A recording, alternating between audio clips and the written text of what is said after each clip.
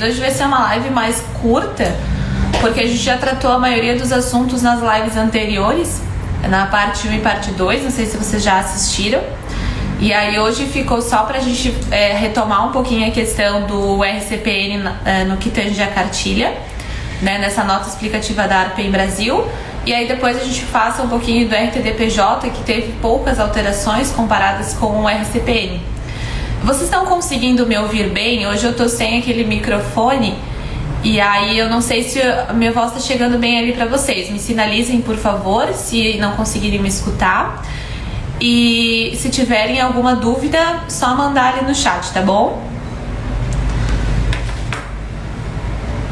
Bom, então vamos começar. Já são 12h18. Então, como eu falei, hoje é a terceira e última, a princípio, última parte, né? E vamos tratar um pouquinho da cartilha. Não sei se vocês já leram essa cartilha, eles publicaram no meio da semana, ali na quarta-feira, e veio de uma forma muito benéfica, porque trouxe a elucidação de assuntos que estavam controvertidos, né? Que a gente tinha dúvidas, enfim, como se fazia determinados procedimentos, e a ARPEN Brasil veio para clarificar esses pontos.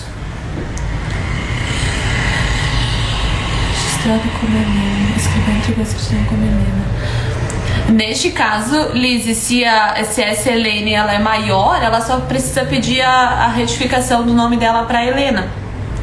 Isso se, por exemplo, se tá na DNV de uma forma e foi erro material da serventia de transcrever isso por livro, daí a gente não tá tratando desse artigo, dessa nova disposição da Lei 6.015. Estamos tratando de um erro material da serventia que no momento de registrar, registrou errado. Mas para que essa retificação por erro material da serventia aconteça, precisa de que seja comprovado, né? Que haja embasamento para isso. Se não houver, daí pode fazer essa retificação do nome dela para o nome correto. Ou ela pede a retificação judicial, se ela acha que foi erro da serventia e não tem nenhuma prova, né? Geralmente os registros antigos não tem, né? Às vezes nem registro no hospital. Inclusive nessa cartilha da ARPEN, eles deixam bem claro que essa retificação não é bem uma retificação, porque não é um erro, né? Essa alteração do prenome e do sobrenome não faz parte de casos de isenção. Então não tem como aplicar a isenção para esses tipos de alteração. Então tem que verificar. Neste caso ali, me parece que é um erro material da serventia. Só que para a retificação administrativa, né, extrajudicial, precisa de comprovação disso. Oi, boa tarde, Lucimar. Bom, então vamos lá, pessoal. Começando com ponto a ponto, né, do que a cartilha trouxe. A primeira coisa que eles trouxeram é a questão de mencionar a data da lavratura do registro nas certidões. A gente sabe que as certidões elas são padronizadas pelo CNJ, né, através do provimento 63. E quando a gente olha os anexos lá do provimento 63 e os modelos da certidão, no quadro não tem menção de haver a constatação da data do registro. Então essa foi uma grande dúvida entre os registradores, se poderia incluir uma informação que não está nos modelos do provimento 63. E a ARPEN Brasil então trouxe nessa cartilha, nessa nota explicativa, que sim, pode incluir, até porque a gente está tratando de uma lei, além de ser federal, ela é posterior e ela também é especial. Então hierarquicamente ela é superior inclusive a provimentos.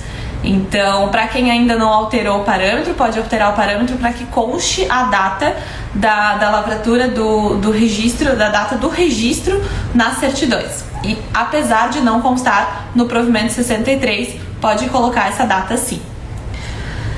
Outro ponto que a ARPEN trouxe e de grande valia pra gente foi a contagem de prazos. Até na primeira live a gente comentou sobre isso, na segunda também trouxemos um pouquinho sobre a questão do artigo 9º lá da 6.015, quando ele foi alterado, não trazer a disposição do registro civil das pessoas naturais e somente trazer a cobrança de emolumentos, a prenotação e a situação do RI e do RTD-PJ para contagem em dias úteis. E aí acabou que se presumiu que o RCPN ficaria como dias corridos, né, contagem contínua, por não ter sido feito menção e porque o RCPN a gente sabe que tem um tratamento diferenciado. Porém, a ARPEN ela foi bem incisiva neste ponto, falando que para o RCPN se aplica a norma processual civil. Então, se o CPC diz que a contagem é dias úteis, a gente considera dias úteis também para o RCPN. Então, para todos os registros ficou dessa forma: RTD-PJ, RCPN e RI, contagem em dias úteis. Essa alteração vai impactar principalmente nas habilitações de casamento, né, a contagem de 90 dias, mas também impacta para qualquer outro prazo do RCPN, certo? Questão do sistema, a gente tem hoje um parâmetro só para definir a contagem em dias úteis e dias corridos nas habilitações. Então, para outros prazos do sistema, a gente teve que abrir ticket juntamente com todas essas demandas e tickets de outras alterações do sistema. Essa será mais uma, que é para alterar todos os prazos, né? Um parâmetro para alterar todos os prazos de dias corridos para dias úteis no RCPN. Então, a gente vai deixar como parâmetro, assim como vai ser, como já é para o RTD-PJ. Para quem tem o sistema RTD-PJ já tem como alterar para dias úteis. Isso, e aí quando for liberada, provavelmente na 3.29 também, na versão, vai dar para alterar de dias corridos para dias úteis. E não só a habilitação, mas todo o prazo do RCPN. Que na verdade o prazo hoje do RCPN é quem verifica ele, por exemplo, no registro de um nascimento, de um óbito, é o próprio registrador, né? O sistema ele não faz essa verificação. Mas mesmo assim a gente vai compilar todos os prazos num parâmetro só. Alteração do nome diretamente no RCPN, então foi o que eu comentei aqui com a Liz na pergunta dela. Ele não aplica o que dispõe o artigo 110 ali da 6.015, então como não é um erro imputável ao oficial, não é um erro material, e sim uma alteração motivada pelo próprio interessado, ele não tem isenção de emolumentos, tem que fazer a cobrança dos emolumentos, da retificação e do procedimento administrativo. Alteração do prenome após a maioridade, essa foi uma dúvida, inclusive, que eu recebi de uma cliente essa semana, e agora a cartilha veio para nos exemplificar de uma forma melhor, que é quais documentos que a gente deve solicitar para a realização da alteração do prenome, essa possibilidade de realizar após a maioridade. Então, a cartilha diz que analogicamente a gente utiliza o provimento 73, que trata da alteração do prenome e gênero no caso de pessoas transgêneras. Então, a gente vai utilizar aquele mesmo rol de documentos para alteração do prenome extrajudicialmente quando a pessoa for maior de idade, certo? Então, para quem não sabia o que solicitar, ele tem lá um rol de documentos, é só entrar no provimento 73. É importante ressaltar, isso eu ressaltei nas outras lives, mas a alteração de prenome, no provimento 73 é uma alteração diferente dessa da lei 6.015. A gente está falando em motivações diferentes, então da alteração da 6.015, a averbação ela não é sigilosa, ela deve constar o antigo nome e o novo nome no campo de averbação, enquanto lá do provimento 73 é uma averbação sigilosa. Inclusive, eu vou tratar um pouquinho mais adiante sobre isso, mas essa cartilha da ARPEN, ela trouxe nos anexos modelos, então trouxe modelos dos requerimentos e trouxe o modelo da averbação. Então, para quem não tem acesso à cartilha, eu vou estar enviando ela hoje à tarde no grupo dos informativos jurídicos de Santa Catarina, e aí vocês vão perceber que nos anexos, bem na parte final da cartilha, tem todos os modelos de requerimento. Esses requerimentos, eles vão ser inseridos no sistema. Tratei também isso anteriormente, mas só trazendo aqui para vocês agora também. A gente vai mudar todo o layout da tela de processos administrativos para que fique específico para cada alteração. E aí, dependendo da alteração, já vai sair o requerimento correto com base no modelo que a ARPEN disponibilizou. Porém, até a liberação dessa versão que está programada para essa alteração, o recolhimento desse requerimento tem que ser feito pela serventia. Então, vocês podem utilizar aquele requerimento, fazer no Word e pedir a alteração. Eu, Maria, querer trocar o nome para João, mas não quiser alterar o gênero. É possível? Eu entendo que é possível, Diego, porque a lei ela não traz nenhum tipo de vedação quanto a para que nome você vai trocar, né? Não necessariamente precisa ser o nome do mesmo gênero. Como eu disse, o que muda é o ânimos da pessoa que está alterando. Se ela vai alterar o nome de Maria para João porque ela acha um nome João bonito, enfim, né, N motivos, não significa que ela é uma pessoa transgênera e que ela vai mudar por causa do seu gênero de identificação. Então, se ela não altera, por exemplo, seu gênero para feminino para masculino, eu entendo que se aplicaria a Lei 6.015 e não o Provimento 73. Até porque, se ela altera só o nome e isso fica na averbação, isso vai ser, né, uma questão dela depois em se apresentar e mostrar esse documento, porque não vai ser uma coisa sigilosa e ela vai continuar com o sexo feminino, certo? Alteração do sobrenome. Então, a alteração do sobrenome, a Arpen ela trouxe outro ponto que estava sem esclarecimento, que é a questão do motivo justificável no caso da alteração do enteado para enteado. Que seria esse motivo justificável, né? Como a gente encontraria esse motivo? E eles colocaram que o motivo justificável seria a estabilidade, né? Uma relação estável entre enteados, madrastas e padrastos, para que ocorra essa alteração. Também, como eu disse na live anterior, para quem não assistiu pode correr lá depois e assistir, mas basicamente a relação de madrasta e padrasto é diferente de socioafetividade, mas mesmo assim se presume um ambiente estável, uma relação estável para que se adote o sobrenome. E a adoção do sobrenome, como eu coloquei também, é mais para questão de afeto ou algum tipo de homenagem, mas que não tem um ânimo de pai, né, de pai, de mãe, que traz a socioafetividade. É um vínculo diferente entre essas duas pessoas no ambiente familiar. Bom, o casamento, então, ele trouxe algumas alterações que a gente estava doido para saber como se aplicaria, que é a questão da publicação do edital e da fixação do prazo.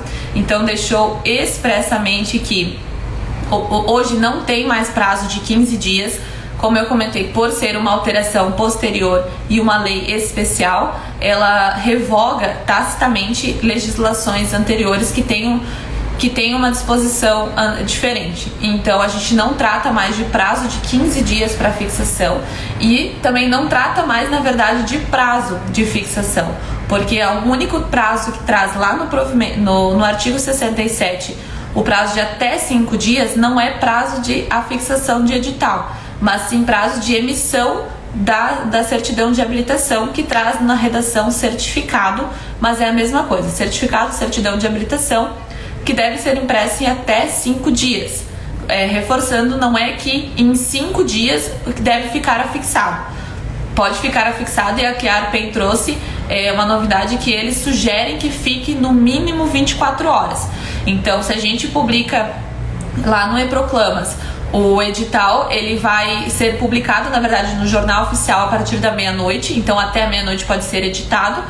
E aí eles sugerem que fique publicado eletronicamente em 24 horas e após isso já pode tirar a certidão de habilitação. Esse prazo de 24 horas também seria para arguição de impedimentos e causas suspensivas. Então, antes que tínhamos 15 dias para arguir qualquer tipo de impedimento, agora o prazo reduz. E eles até colocam também que depois da celebração, enfim, se houver alguma causa, somente via ação judicial para ser discutida. Então, reduz esse prazo de arguição de impedimentos e causas suspensivas, não coloca um prazo de afixação, desde que, a partir do momento da publicação, até 5 dias, pode ser emitido a certidão de habilitação. Outra coisa também que deixa bem claro é que quando os nubentes residem em localidades diferentes, não se tem mais a necessidade de enviar o edital para publicação na outra serventia, basta a publicação eletrônica, porque ela já tem uma abrangência maior e aí ela já supre, né, a questão de afixação no mural da outra serventia. Então isso também cai por terra, não precisa mais enviar. O E-Proclamas, ele também traz a questão do e-proclama ser a publicação eletrônica, ela é obrigatória. Então, para quem ainda está publicando no mural da serventia, assim fica bem claro de que a publicação eletrônica ela é obrigatória. Não existe mais publicação de modo físico porque foi revogada. Publicação pelo e-proclamas da CRC. Então pode ser feito, por exemplo, a publicação em outro jornal eletrônico se esse for devidamente registrado em algum registro civil das pessoas, um RST-DPJ no caso, né? Quando tem o registro de jornais. Então pode utilizar o e-proclamas, como pode utilizar algum outro jornal eletrônico desde que registrado. Só não pode registrar, não é suficiente registrar nos sites da serventia e nas mídias sociais. Isso não é o suficiente, tem que ser num jornal eletrônico devidamente registrado. Claro que o e-proclamas ele tem um alcance muito maior, né, uma adesão muito maior, e aí pode ser utilizado, mas ele tem aquela taxa que a gente sabe de R$16,44, que ao meu ver, né, e estudos do que diz a própria nossa lei complementar 755, até estava fazendo estudo sobre ela essa semana, tem lá o artigo 93, que diz que as custas com a publicação do edital, ele não está incluso, né, no processo de habilitação, então poderia ser cobrado à parte. O que acontece? A cobrança da publicação do edital de proclamas, ele é uma taxa da CRC, é uma taxa para manutenção da plataforma. Então, assim, se vocês publicarem em outro jornal eletrônico, talvez não tenha essa taxa, mas publicando no e-proclamas vai ter a taxa de R$16,44. E essa semana, trocando ideia com alguns clientes, estudando sobre isso, e aqui eu volto a dizer, são entendimentos, pode ser que isso mude, assim como mudaram muitas coisas agora com essa cartilha da ARPEN. Pode vir novas regulamentações, principalmente por manifestação, inclusive, da nossa corregedoria. Mas, a princípio, o que eu entendo, juntamente com alguns colegas meus, é que essa cobrança ela pode ser repassada para a parte pela disposição do artigo 93 da Lei Complementar 755, que diz que as custas para a publicação do edital, elas são apartadas. Deixa eu abrir aqui para ler com vocês. Não estão inclusas no item 8 da tabela 5 as despesas com a publicação de editais. Aqui traz na imprensa, mas é porque traz, né, de uma redação antiga, da 6.015. Então, a princípio, essas custas elas seriam uma custa a ser repassada, no mesmo modelo que é repassado os valores do juiz de paz. Não é um valor que fica para a serventia. Não é um emolumento da serventia, assim como as custas do juiz de paz, ele não entra nem no caixa de vocês, porque não é um valor que vocês vão ficar. Então ela entra como se fosse um repasse mesmo, né? Vai constar no recibo, tem que constar no recibo da parte, porque é um valor que a parte vai pagar, mas é um valor que vocês vão pagar à plataforma. Então é dessa forma que a gente vai habilitar nos recibos da Officer. Então que entre no recibo, assim como o valor do juiz de paz, mas é um valor que não é receita do cartório, porque não é emolumento, e sim repasse para um terceiro, né? No caso, a CRC. Inclusive, na CRC não sai nenhum tipo de recibo, então por isso que tem que constar no recibo da parte. Hoje, no sistema, até a implementação, já há a possibilidade de incluir esse valor. Quando vocês vão fazer uma habilitação e abre um movimento financeiro, tem como vocês incluírem um lançamento genérico. E aí, nesse lançamento genérico, vocês podem colocar o valor de R$16,44 para que saia junto no recibo. A partir da implementação, da implementação desses tickets da Lei 14.382, ele vai entrar no caixa de vocês como se fosse o repasse do juiz de paz. Pelo que eu vi na live da CRC, eles estão implementando também uma forma de emitir um recibo pela plataforma. Porque, que nem eu disse hoje lá, para vocês saberem que debitou ou não, é só quando vocês vão observar o extrato da própria plataforma, que tem todos os lançamentos, os depósitos feitos, as certidões requeridas, e tem lá o valor de publicação do edital. Mas no momento da publicação não sai nenhum tipo de comprovante. E esse valor, inclusive, não sai... Dani, nas habilitações isentas, o que acontece? A CRC, ela diz que mesmo nas habilitações isentas vai cobrar esse valor. Eles deixaram isso bem claro, que não tem como isentar na plataforma. Então a gente precisa ver, e eu digo a gente, né, Santa Catarina, como que a corregedoria vai se portar sobre isso. Porque se é isento, a gente não deve cobrar nada da parte. Então, se presume que neste caso o cartório arcaria, o que não é correto, porque daí num caso arca, no outro não. Então a gente precisa de regulamentação estadual, porque na CRC federal eles já falaram que não tem como isentar aquela taxa, vai cobrar em todos os casos, isento ou pago. Certo, pessoal? E a questão ali da dúvida do Diego em relação, beleza? Em relação às comunicações da alteração do prenome. Nessa mesma live da CRC, que eles mostraram a plataforma, eles também mostraram como se faz a publicação das alterações de prenome. Porque o próprio artigo da Lei 6.015, ele traz a necessidade de se publicar em meio eletrônico essa alteração. E essa alteração também é feita pela CRC.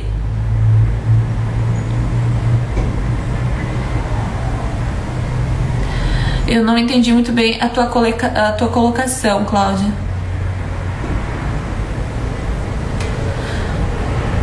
Bom, então essa publicação da alteração de nome também é feita pela CRC. O passo a passo eles mostram nessa live. Se vocês quiserem, eu posso encaminhar o link para vocês, mas é bem fácil de achar a live deles no YouTube.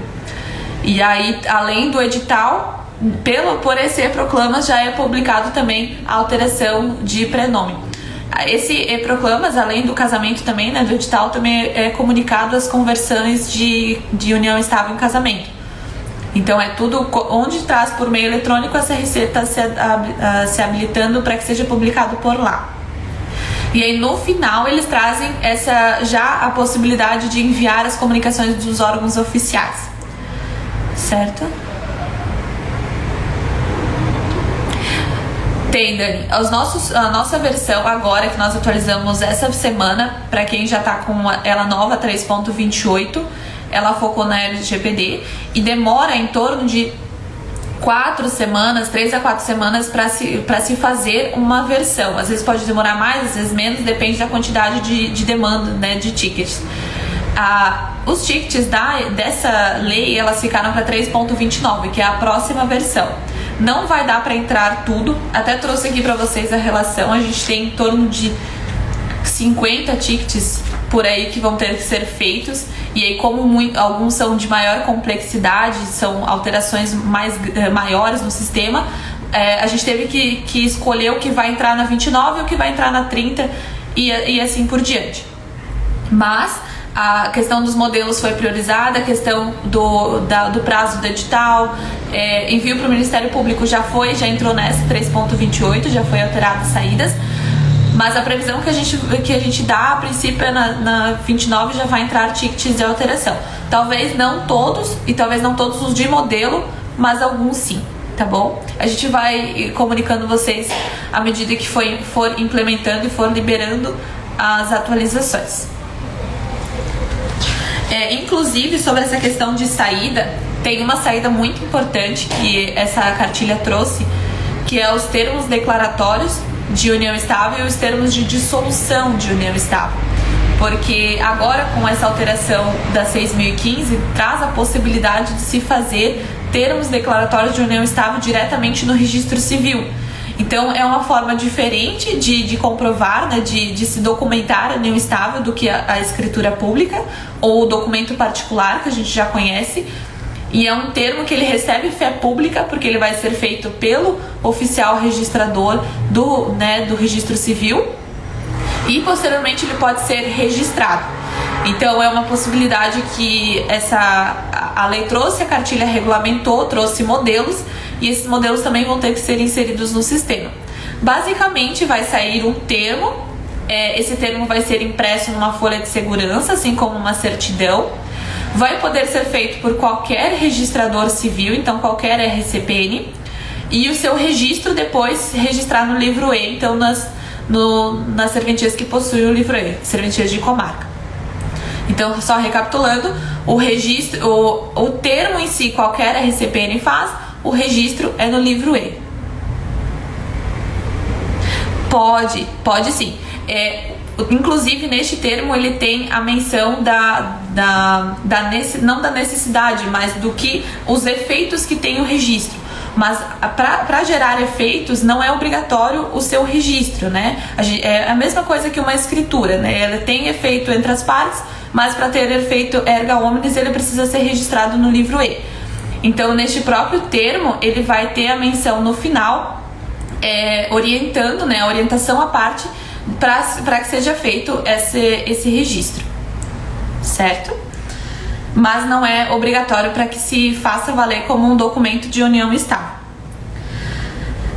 Porém, a gente tem também uma situação que a lei traz a possibilidade, e é uma coisa bem nova, a possibilidade de constar a data do início da união ou a data de duração dessa união estável quando for feita a conversão do casamento em união estável. Hoje a gente sabe que não é retroativo, mas a lei deu a possibilidade de se fazer essa menção quando for feita a união estável, quando for feito o procedimento perante o registro civil.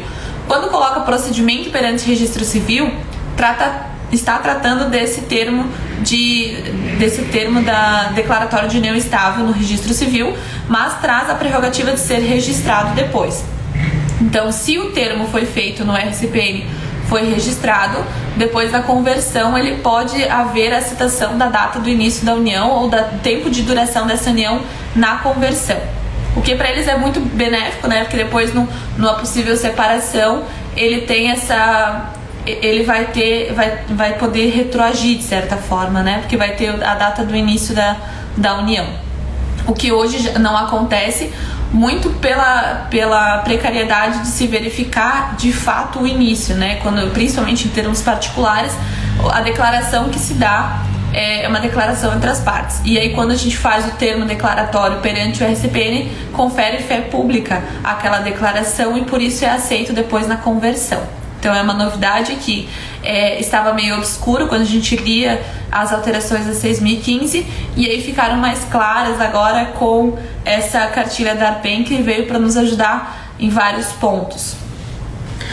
Gente, eu terminei os quesitos do RCPN. Se vocês tiverem mais alguma dúvida sobre isso, eu retomo. Senão a gente vai partir para o RTD-PJ, tá bom?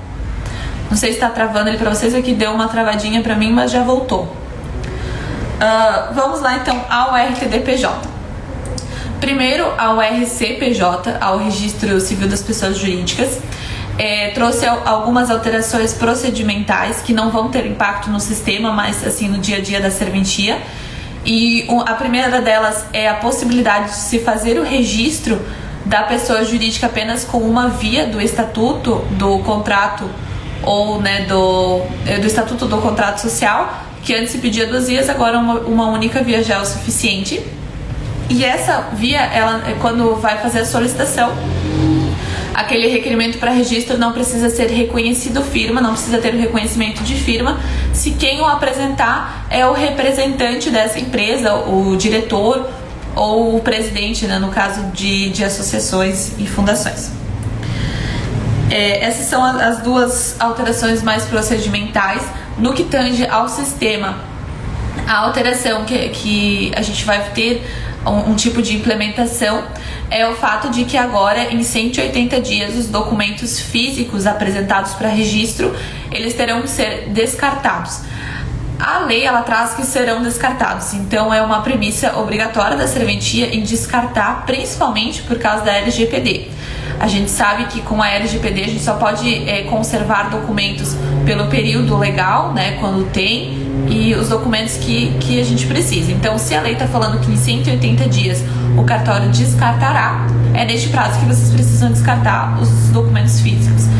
Para o sistema, o que a gente vai fazer é incluir uma frase nas certidões de registro, alertando a parte de que em 180 dias ela tem que buscar os documentos, senão eles serão descartados.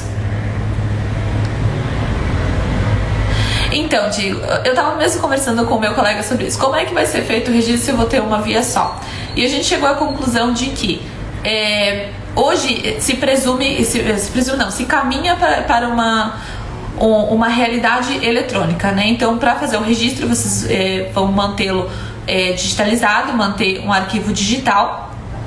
E depois a parte ela pode levar a original ou será descartado. Porque quando tu traz lá no parágrafo 3º de que os documentos serão descartados, não diz que documentos. Então se presume que também seria original. Porque a ideia dessas alterações é transformar os registros em meio eletrônico. Então para que um dia chegue num ponto em que não tenha mais papel. Então é por isso, inclusive, que antes tinha 2 vias, uma volta para parte, uma fica no cartório.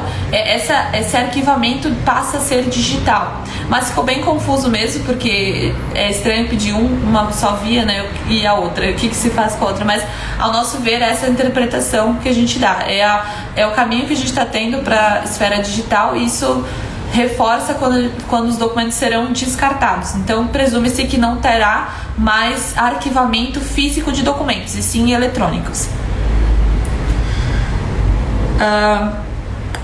Então terá a inclusão dessa frase nas certidões de registro. Vai ter o livro físico. Eu acredito que com o tempo, hoje em dia eu não vejo como isso seria possível, né? Porque principalmente para tu emitir uma inteiro teor ou uma certidão, tu precisa ter o registro, né? A não ser que isso até fique mais fácil, né? Porque se tu tem o registro do livro eletrônico, pode, Cláudia, pode enviar, porque se tu tem os registros eletrônicos, até para tu tirar uma certidão, enfim, depois tu consegues mais fácil, não precisa ficar digitalizando, né? Cláudia, a lei, ela diz que em 180 dias, no caso de registrou, ficou os documentos físicos, a parte não voltou. Todos os documentos que foram utilizados, e aí a parte pode levar a física. Certo? Outra coisa dessa questão de descarte de documentos, nós estávamos estruturando uma forma do sistema avisar quando que deve ser descartado. Então, para vocês terem controle desse prazo, não precisar ver, foi registrado em tal dia, então tal dia eu tenho que descartar tal documento, para que isso fique informatizado e o sistema de alguma forma avise na auditoria, registro tal, precisa de descarte de documentos. Provavelmente esse ticket não vai sair na 3.29, porque é um pouco mais complexo da gente pensar como que vai acontecer, porque hoje, quando a gente faz um registro de PJ e a gente inclui documentos apresentados, só dá para incluir lá o nome e a data. Eu acho que tem o nome e data. Me avisem aqui depois se tá travando, tá, gente? Porque aqui às vezes dá umas travadas e volta, daí eu não sei se vocês estão me vendo ou não, certo? Bom, e aí a gente tem mais 2 questões do RTD-PJ e agora do RTD. Do RTD-PJ, então essas foram as maiores alternativas: D, E, F e G. Então, ali tá tudo certo, vocês estão conseguindo me ver? Que deu uma travadinha. Deixa que voltou. Bom, então a conservação de documentos, o registro para mera conservação, se eu quiser registrar para conservar documentos ou enfim, nesse sentido, tem como fazer o registro no RTD. E aí o que a gente vai alterar no nosso sistema é incluir uma flag, então a tela vai continuar a mesma, e o que vai ter é uma flag para determinar se aquele registro ele é de conservação. E aí, quando vocês marcarem a flag, o sistema vai identificar e vai levar essa informação pro livro G. Pro livro F, perdão. Porque o livro F é o de conservação e o livro G, ele é do indicador pessoal. Então, ao contrário, do livro F, e o livro G é de indicador pessoal. Então, o livro G, ele vai trazer os apresentantes, né, as pessoas, só do livro F, enquanto o livro D traz o indicador pessoal de todos os registros. Hoje o livro D ele já está disponível no nosso sistema. Então lá no menu emissões, indicador pessoal, indicador PJ e TD, alguma coisa assim, lá no menu emissões de livros já tem como emitir. Eu sei que tem muita serventia que não emite ele, porque quando a gente vai abrir o sistema tá lá a última data 2016. Então, para quem não emite, ele pode ser um livro eletrônico, então não precisa imprimir. E se vocês forem gerar ele, gerem aos poucos para não acontecer de travar o sistema, porque pode ter muito registro e sobrecarregar. Então, no momento da lavratura, selecionar períodos menores para que seja gerado, certo? E aí a consulta desses livros também vão ficar lá em pesquisas gerais de registros, como todos os outros. E a gente tem também o livro E, que além desse de conservação de documentos, tem um livro que vai tratar só dos casos em que houver bens móveis naquele registro. Então, no caso de registros de alienação com garantia fiduciária, enfim, que tem bens móveis dados em garantia, ou qualquer outro tipo de registro que tiver bens móveis, ele vai trazer as informações para esse livro E. Então, dessa questão da criação do livro D, E, F, G, D a gente já tem no sistema, e os outros 3 livros vão ser liberados provavelmente na próxima versão do sistema. Certo, pessoal? Era isso que... A alteração no RTD-PJ é bem simples. Hoje a live era mais destinada mesmo à cartilha e a questão da criação dos livros, que tinha bastante dúvidas, né? Do RTD principalmente. Vocês têm alguma dúvida? Vocês estão conseguindo me escutar tudo certinho? Se vocês tiverem qualquer dúvida, a gente permanece à disposição. O grupo do Informativos ele estava meio parado essa semana porque, em função desses estudos, a gente acaba não conseguindo alimentar, né, o grupo, enfim, e o e-mail. Mas eu vou enviar naquele grupo hoje de tarde já a cartilha para vocês verem. E esses pontos, de forma resumida, que eu fiz, também vai por lá. Sim, pode ser eletrônico. O nosso código de normas, na verdade, ele só traz a menção do livro D ser eletrônico, porque esse E, F, G, eles são livros novos, né? Mas... isso a gente também precisa de regulamentação. Mas acredito que sim, porque tu emitir um livro de indicador pessoal não tem fundamentação nenhuma, né? Não vai precisar. É que nem os livros de protocolo. Eles não precisam para consulta.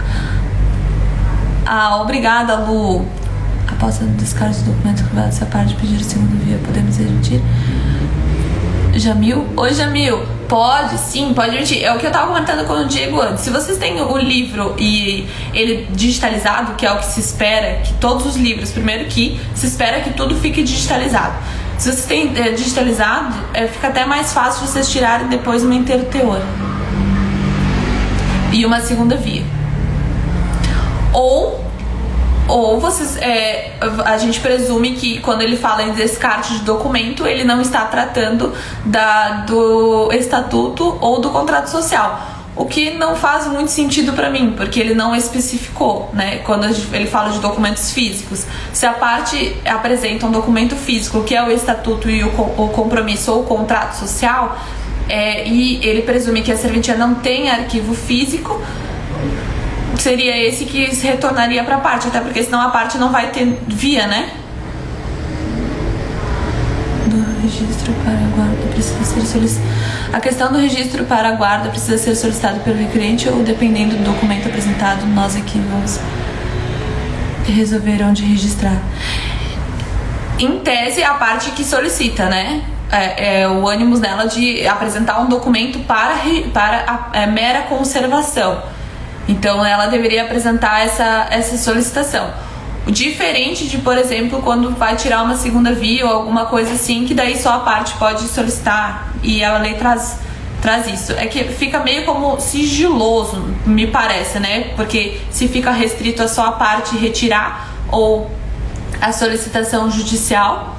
Mas eu entendo que a parte deve manifestar essa vontade de conservar o documento para que vocês saibam aonde registrar. Até porque, se vocês vão registrar e depois da implementação não marcar a flag, ele vai gerar no livro normal. Ele não vai gerar no livro de conservação de documentos e nem no indicador pessoal de conservação.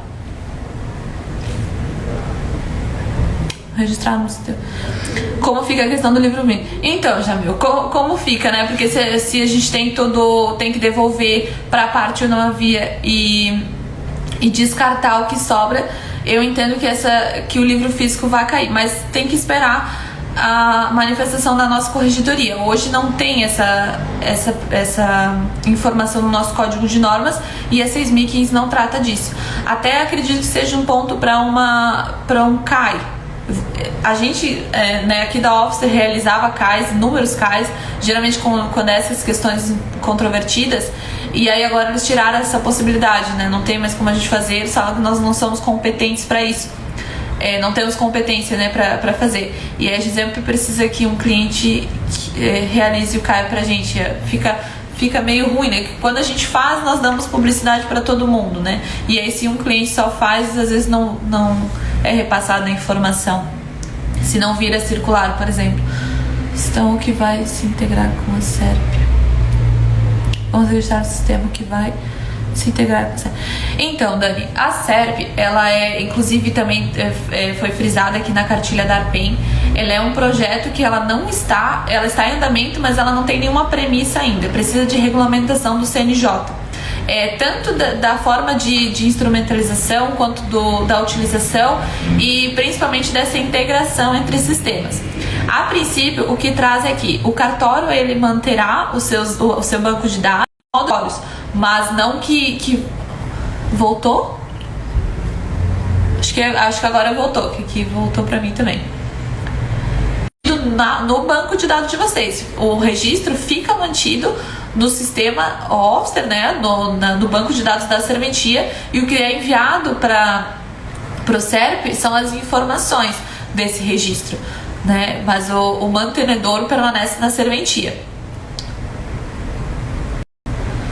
Certo, pessoal? Mais alguma dúvida que eu possa ajudar vocês? Devem ter muitas, né? Assim, quando a gente lê, a lei é muito mais... às vezes, não que seja mais fácil, mas às vezes é melhor de entender do que aplicar no dia a dia da serventia, né? A gente sabe que no dia a dia, nos procedimentos, é outra história. Na dúvida, registros de ata de condomínio em RTD tem que colocar a opção de conservação também, e os registros em RTD que são para dar publicidade, como certidão estrangeira, só a parte pode retirar. Jamil, o que acontece é que essa possibilidade de conservação não é para todo registro. Vocês conservam a ata residual. Isso. A ata é residual pro registro no TD, verdade, Dani. Mas eu acho que ele quis dizer que vocês também conservam isso no cartório, né? A conservação da informação.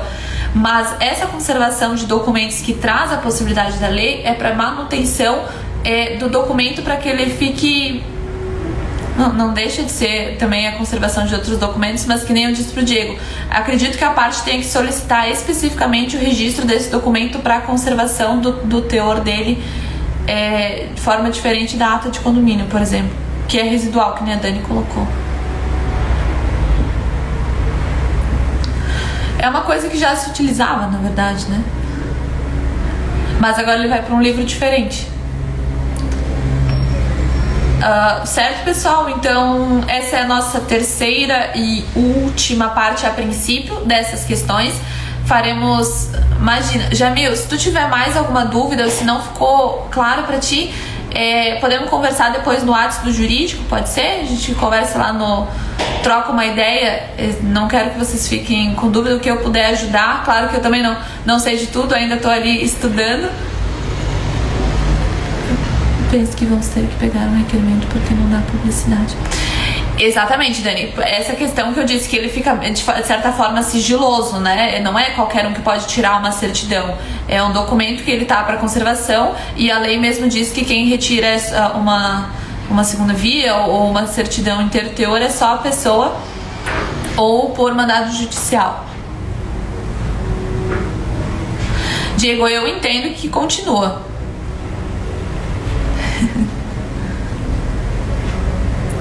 Obrigada, Dani, por nos acompanhar. Bom, pessoal, vamos terminando por aqui para vocês poderem almoçar e continuar essa sexta. Muito obrigada para quem acompanhou. A live vai ficar salva no nosso YouTube, no Instagram, como as outras. Também mandarei lá no Informativos Jurídicos e vamos trocando umas ideias, né? Pra gente entender juntos cada vez mais sobre essas alterações. Tá bom? Tchau, pessoal. Até mais.